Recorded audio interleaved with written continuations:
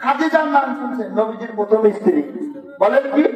নবীজির প্রথম স্ত্রী। আজকে তো মুখস্থ করা যায়। আমি যদি বলি যে নবীজির 4 জন স্ত্রীর নাম বলি, সবাই ব্যাগ যাবে। যদি বলি যে ইন্ডিয়া লেটেস্ট একজন নায়ক নায়িকার স্ত্রী মা বাবার নাম 14 গোষ্ঠীর নাম করে, আরো 700। এই জন্য কোনদিন বলবেন না যে অমুক লোকের চরিত্র ফুলের মতো পবিত্র। ফুলের মতো পবিত্র একজন ব্যক্তি, তিনি বিশ্বনবী মুহাম্মদ রাসূলুল্লাহ সাল্লাল্লাহু আলাইহি ওয়াসাল্লাম। বুঝলেন? তুমি আর কোনদিন বলবেন না। যত সুন্দর চেহারা মানুষের টাকা পায় একটু বেশি দিন বলবেন না। বলবেন না অন্য তা পাবো, তুমি ভালো ভর্তি বলো, তোমার দিওয়াই যায় না, দিলি না তা করে, কিন্তু এই তার পাবা না বাবা। বুঝতো তো? ইমান চলে যাবে, ইমান চলে যাবে। এই কথা বললে ইমান চলে যাবে। আর ইমান থাকবে কেমন করে? যদি বুঝতে পারো যে শুধু একজন ব্যক্তির চরিত্র ফুলের মতো পবিত্র, তিনি সাইয়্যিদুল আম্বিয়া। বলেন সুবহানাল্লাহ। নবীজি সাল্লাল্লাহু আলাইহি ওয়াসাল্লাম যাচ্ছেন মেরাজ। এই বেলালের কারণে আরেকটা ঘটনা মনে পড়ে গেল। নবীজি সাল্লাল্লাহু আলাইহি ওয়াসাল্লাম মেরাজে যখন যায়, একটা প্রতিমূর্তি, একটা জায়গা আছে বাইতুল মাকদিস। এই মসজিদ, এটার নাম ফেরেশতাদের মসজিদ, ফেরেশতারা নামাজ পড়ে ওই জায়গার মধ্যে, ইবাদত করে। নবীজি সাল্লাল্লাহু আলাইহি ওয়াসাল্লাম যখন ওই জায়গার মধ্যে গেলেন, দেখেন ওই জায়গার মধ্যে দেখে জিবরাইল বলতেছেন, হাযা সালাইকা বিল মালাইকা, হাযা সালাওয়াত।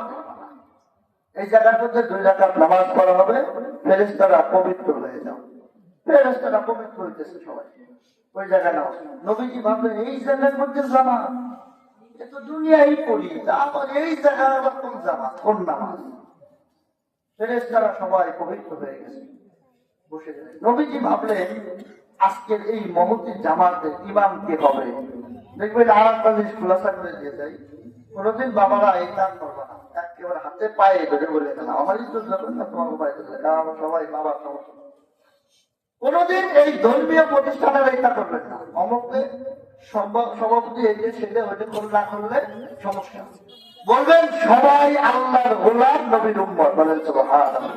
তার মধ্যে গ্রামের মধ্যে যারা 2-1 করবেন, 2-1 যারা সম্মানী, তাদেরকে উচ্চ জায়গায় রাখবেন, সম্মান দিবেন। এটা নবীজির সুন্নাত। সুন্নাত না দিলে, সম্মান না দিলে পাওয়া যায় না। ভালো করে বুঝলেন? নবীজি সাল্লাল্লাহু আলাইহি ওয়াসাল্লাম ওই জায়গার মধ্যে যখন গেছে, যা ভাবলেন আজকে ইমাম সেই ব্যক্তি। বাবাজিরা সবাই তো বসে যান, বসে যান, আদব, বসে যান। আদব হচ্ছে আজকের এই ইমাম ওই ব্যক্তি হবে যিনি সর্বপ্রথম, নবীর নাম কি? আদম আলাইহিস সালাম। বলেন সবাই, কি নাম? আদম আলাইহিস সালাম। আদম আলাইহিস সালাম সর্বপ্রথম ইমাম দুনিয়ায় এসেছেন, তিনি ইমাম। আবার ভাবলেন তার চাইতে বড় একজন নবী আছে, মুসা আলাইহিস সালাম। তিনি তুর পাহাড়ের মধ্যে আল্লাহর সাথে কথা বলতেন। এই জন্য দেখবেন চন্দ্রমেলা আমি গল্প পাই না তো, আশায় আশায় জনম গেল খোদা না চাইলা ফিরিয়া,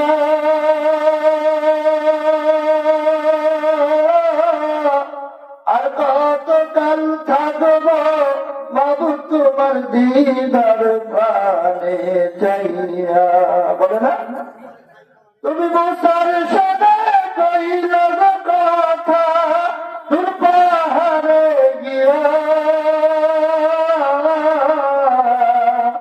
আর কতকাল থাকব মাবুদ তোমার দিদার প্রাণে চাইয়া, আর কতকাল থাকব মাবুদ তোমার দিদার প্রাণে চাইয়া। বলে না, এই জন্য মুসার কথা আসছে। নূর পাহাড়ের মধ্যে যায় নবী সাল্লাল্লাহু আলাইহি ওয়াসাল্লাম আল্লাহ তাআলার সাথে কথা বলতেন। এই সেই মুসা, তিনি আজকের ইমাম হবেন। আবার ভাবলেন তার চাইতে বড় একজন নবী, জাতির পিতা ইব্রাহিম। আর একটা তো বুঝতেন, কইলামই না, এটা বলবেন না জাতির পিতা, লা হাওলা ওয়ালা কুওয়াতা। এখন যতদিন যা কইছেন কইছেন, তওবাতিল্লাহ করে ভালো হয়ে যান। বললেন না রে বাপুরা, একবেলা ভালো খাওয়ার জন্য পাগল হয়ে গেছে, একবার সব শেষ করে দেয়। কোন দল মত এদের কি বল শিখায় বলবেন না, আমি ওয়াজ এগুলো বলি না। কোন দল কোন দল এগুলো বলবেন, যে যে দল করছো অন্যায় করলে ভাবছো আল্লাহ ভালো হয়ে যাবে। ইব্রাহিম আলাইহিস সালাম জাতির পিতা, উনি ইমাম। কিন্তু ঠিক সেই মুহূর্তে আল্লাহ তাআলা হাবিব সাল্লাল্লাহু আলাইহি ওয়াসাল্লামের ডান হাত ধরে জিবরাইল আলাইহিস সালাম জায়নামাজের উপর দাঁড় করায় দিতে বলেন সুবহানাল্লাহ। জোরে জোরে যাতে বোঝা গেছে আপনার কাছে আমার জমি জমা নিয়ে কথা জোরে কম লাগে কারণ নবীজি সাল্লাল্লাহু আলাইহি ওয়াসাল্লামকে যখন দাঁড় করায় দিয়েছেন জায়নামাজের সামনে আল্লাহ রাসূল ইমাম সমস্ত নবীরা মুক্তাদি বলেন না সুবহানাল্লাহ। মুসলমান ভাইরা ভালো করে বুঝবেন আল্লাহ রাসূল ইমাম সারা জগতের সমস্ত নবী আলাইহিস সালামরা মুক্তাদি।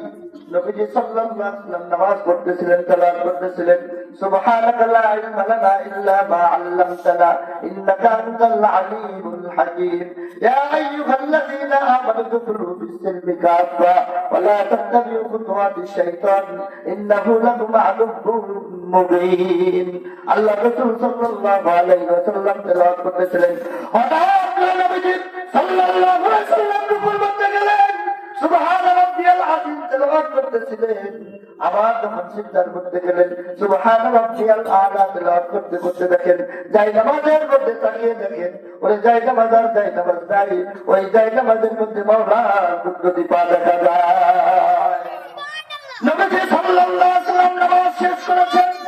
নামাজ শেষ করে আল্লাহ তাআলার সঙ্গে দিদার করে যখন মাওলার কাছে গেলেন রব্বে কারীমের কাছে বললেন হাবিব পরওয়ারদিগার ও সময় আপনার কাছে এসেছি পথের মধ্যে যা কিছু হয়েছে মাওলা একটা প্রশ্ন করি আপনার নিকটে।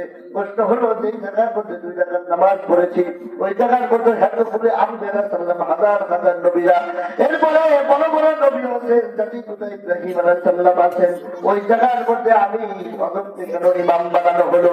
আল্লাহ রাসূল সাল্লাল্লাহু আলাইহি ওয়াসাল্লাম বললেন আল্লাহ তাআলা বলতেছেন পরওয়ারদিগার আপনি যেই দিন দুনিয়ার মধ্যে কোনোদিন আসেনি তাই পাঠাই নেই দুনিয়ার মধ্যে আপনাকে 7 লক্ষ আসবার লোক মাহফুজের মধ্যে রেখেছি ওই সময় আমি আর দুনিয়ার মধ্যে মানুষকে বলেছিলাম ইমামুল মুরসালিন বলেন সুবহানাল্লাহ।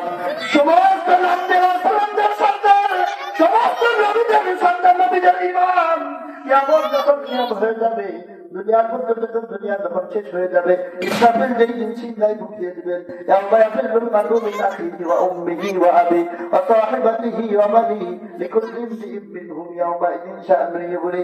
কিয়ামত যেই দিন গঠিত হয়ে যাবে আকাশের সূর্য নেমে যাবে চাঁদের আকাশটা যখন একদিকে সূর্য চলে আসবে আবার জমিন হয়ে যাবে কিয়ামতের ময়দানে আম্বিয়া সাল্লাল্লাহু সবাই জান্নাত থেকে উঠে যাবেন। একজন নবী যদি দাঁড়িয়ে বলেন পরওয়ারদিগার আপনি বলেছিলেন সমস্ত ইমামদের ইমাম হলো নবীজি কোনদিন নবীজি শুনে এখন নামাজ তো আমি মুসা পড়ি নেই আমি ঈসা পড়ি নেই ইব্রাহিম আমি পড়ি নেই নবী কেমন করে আমাদের ইমাম হলো? এই জন্য ওই জায়গার মধ্যে আপনাকে ডেকে এনে আপনাকে ইমাম বানায়া সারা পৃথিবীর সমস্ত নবীদেরকে মুক্তাদি বানায়া দিয়েছি। নবীজি সাল্লাল্লাহু আলাইহি ওয়াসাল্লামকে আল্লাহ রাব্বুল আলামিন বললেন হাবিব এবার আপনি আমার জান্নাতের মধ্যে ঢুকে যান জাহান্নামের মধ্যে ঢুকে যান। একবার জান্নাতের মধ্যে ঢুকবেন আবার জাহান্নামের মধ্যে ঢুকবেন সব জায়গায় পরিদর্শন করে মালিকের সাথে আবার আপনার সাক্ষাৎ হবে। নবীজি চলে গেলেন জাহান্নামের মধ্যে জাহান্নামের মধ্যে যা দেখেন মানুষ একটা জায়গার লোক কাঁদতেছেন এক জায়গার মধ্যে পড়তেছেন এটা হইতেছেন সেইটা হইতেছেন। নবীজি দেখে চলে আসলেন নবীজি সাল্লাল্লাহু আলাইহি ওয়াসাল্লাম শুধু একটা প্রশ্ন করলেন পরওয়ারদিগার কোন মানুষ পুরে কে পুরে আমার জানার দরকার নাই তবে একটা প্রশ্ন হলো মালিক কিয়ামতের ময়দানে কি আপনি আমার কোন উম্মতকে জেলে দিবেন ফাঁসি দিবেন যা দিবেন দিবেন কিন্তু ওই জাহান্নামের মধ্যে দিবেন কিনা জানার জন্য প্রশ্ন হলো। নবীজি সাল্লাল্লাহু আলাইহি ওয়াসাল্লামকে আল্লাহ রাব্বুল আলামিন বললেন হাবিব আপনার উম্মত জাহান্নামের মধ্যে যাবে। নবীজির বুক খানা মলিন হয়ে গেল হায় হায় আমি মুহাম্মদ সাল্লাল্লাহু আলাইহি ওয়াসাল্লাম সমস্ত নবীদের সর্দার আমার মতো নবী তার উম্মত জাহান্নামের মধ্যে যাবে। নবীজি আর কোনো প্রশ্ন করলেন না চুপ হয়ে গেলেন বললেন হাবিব এবার আপনি জান্নাতের মধ্যে থেকে একটু ঘুরে আসেন। এবার হাবিবের কিবরিয়া সাইয়্যিদুল আম্বিয়া জনাবে মুহাম্মদুর রাসূলুল্লাহ সাল্লাল্লাহু আলাইহি ওয়াসাল্লাম জান্নাতের মধ্যে একটু ঢুকে গেলেন। জান্নাতের মধ্যে সমস্ত লোক কিয়ামত পরিদর্শন করলেন হঠাৎ করে দেখেন একটা মানুষ যখন হাতে সব আওয়াজ হয় এই আওয়াজ নবীজির কাঁধের মধ্যে স্পর্শ করে চেয়েছেন জিজ্ঞেস করলেন জিবরাইল এই আল্লাহর জান্নাতের মধ্যে কোনো মানুষ প্রবেশ করছে জানি না আমি মুহাম্মদ ছাড়া কোনো মানুষ কোনোদিন এসেছে কোনোদিন জানি দেখি নাই তবে আমার কাছে মনে হয় আমরা দুইজন ব্যতীত একটা মানুষের হাঁটার আওয়াজ পাওয়া যায় ওই ব্যক্তির পরিচয় কি? জিবরাইল আলাইহিস সালাম বললেন হাবিব এই প্রশ্নের জবাব যদি আমি অনুযায়ী আল্লাহর কাছে প্রশ্নের সম্মুখীন হতে হবে। পরবর্তীকার আমার কাছে বলার কোনো অনুমতি নাই। আপনি ফরিস কিবরিয়া সাইয়্যিদুল আম্বিয়া, আপনি জগতের সমস্ত নবীদের সর্দার, আপনি আপনার মা নিজের কাছে এই প্রশ্ন করেন। আল্লাহ রাব্বুল আলামিনের কাছে হাবিব প্রশ্ন করলেন, পরবর্তীকার জান্নাতের মধ্যে একটা মানুষের হাঁটা চলার আওয়াজ পাওয়া গেল, ওই ব্যক্তির পরিচয়টা আপনি একটু আমাদেরকে দেন। আল্লাহ রাসূলকে বললেন, হাবিব ওই ব্যক্তি দুনিয়ার অন্য কোনো মানুষ না, ওই ব্যক্তি হলো আপনার উম্মতের মধ্যে একজন। আর উম্মতের মধ্যে সবচেয়ে আপনার প্রিয় যে লোকগুলো, তার নাম হলো সাহাবী। ওই সাহাবাদের মধ্যে এমন একজন ব্যক্তি, যে ব্যক্তি আপনি প্রতিদিন 5 বার যার আযানের আওয়াজের পরে যাই নামাজের মধ্যে নামাজে দাঁড়িয়ে যান, তার নাম হলো হযরত বেলাল। নবীজি বললেন, হায় হায়, বেলালকে তো দুনিয়ার মধ্যে রেখে এসেছি, যে জায়গার মধ্যে আযান দিলে আরবের মানুষগুলি নামাজ পড়ে, যুবক সন্তানগুলি আরবের ছোট ছোট করে মসজিদে চলে যায়।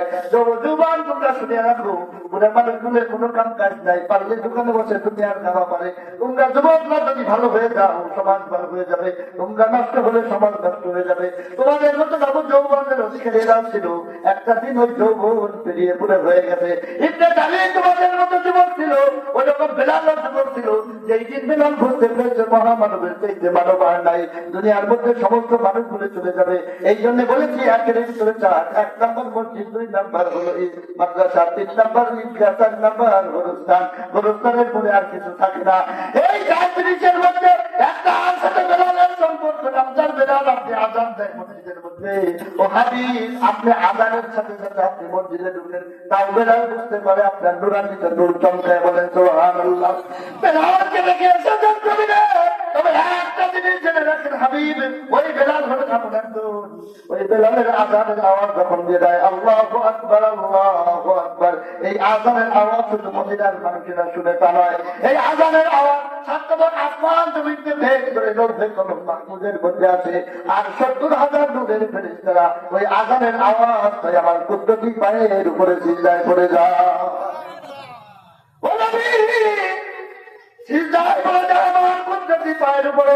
এই কারণে বেলাল আপনার জান্নাতি হয়ে গেছে। বেলাল অনেক বড় সাহাবী, এই জন্য বেলালের অগ্রিম জান্নাতের সুসংবাদ, জান্নাতের মধ্যে হাঁটা চলার আওয়াজ দিয়া আপনার কানের মধ্যে বেলালের জান্নাতের সুসংবাদ দিয়া বেলালের সুসংবাদ দিছে। বলেন তো, দুনিয়ার কোন নেতা নেত্রীর কারণে নাকি? বলে দুনিয়ার হেডামগিরির কারণে, লেটেস্ট চেয়ারম্যান বাবা মেম্বার এর কারণে না বাবা। আমি তো জানি। দেখেন কেউ, খাদিজা হচ্ছে নবীজির স্ত্রী, নাম কি? নবীজির স্ত্রী। এই নবীজির স্ত্রী যখন আল্লাহ তাআলা হাবিব যখন আরশে আজিমের মালিক আল্লাহ তাআলা উনার ধ্যানে বসছিলেন জাবালে নূর পাহাড়ে। হাজির সাহেব তারা হয়ে গেছেন, জাবালে নূর পাহাড়টা উঁচা না? একবারে উঁচা। আল্লাহ, উঁচা না? আমি যাবো এই অক্টোবরে ইনশাআল্লাহ নিয়ে। এই জাবালে নূর পাহাড়ের মধ্যে নবীজি সিজদা, খাদিজা 2টা রুটি নিয়ে ওই জাবালে নূর পাহাড়ে উঠছে। বলেন না সুবহানাল্লাহ? আরে জোরে বল সুবহানাল্লাহ। খাদিজা ওই জায়গায় যে উঠছে, এটা আল্লাহর কাছে ভালো লাগছে। এই জন্য আল্লাহ তাআলা হাবিব বলছে, হাবিব আপনি ওই খাদিজারে আমার আল্লাহ তাআলার সালাম জানায় দেন। বলেন সুবহানাল্লাহ। মুসলমান ভাইরা ভালো করে বুঝতেন, আল্লাহ রাসূল সাল্লাল্লাহু আলাইহি ওয়াসাল্লাম খাদিজা রাদিয়াল্লাহু তাআলা জাবালে নূর পাহাড়ের মধ্যে নবীর জন্য কিছু খাবার নিয়ে যখন যান, ওই জায়গার মধ্যে উঠার নামাটা ভালো লেগেছে। জিজ্ঞেস করেন পরওয়ারদিগার আল্লাহ হাবিব, এই মুহূর্তে আপনি আপনার খাদিজাকে জানায় দেন যে আমি আল্লাহ রাব্বুল আলামিন ওই খাদিজার উপরে রাজি আর খুশি হইয়া ওই খাদিজাকে আমি সালাম জানায় দিছি। বলেন সুবহানাল্লাহ। আল্লাহ তাআলা খাদিজাকে সালাম দেয়। এই জন্য নারীরা মহিলারা যারা আছো তারা স্বামী ভক্ত হয়ে যাও, আল্লাহ তাআলা ইজ্জত দান করে দিবেন। স্বামী ভক্ত, শ্বশুর শাশুড়ি ভক্ত হয়ে যাও, আল্লাহ তাআলা সম্মান বাড়ায় দিবেন।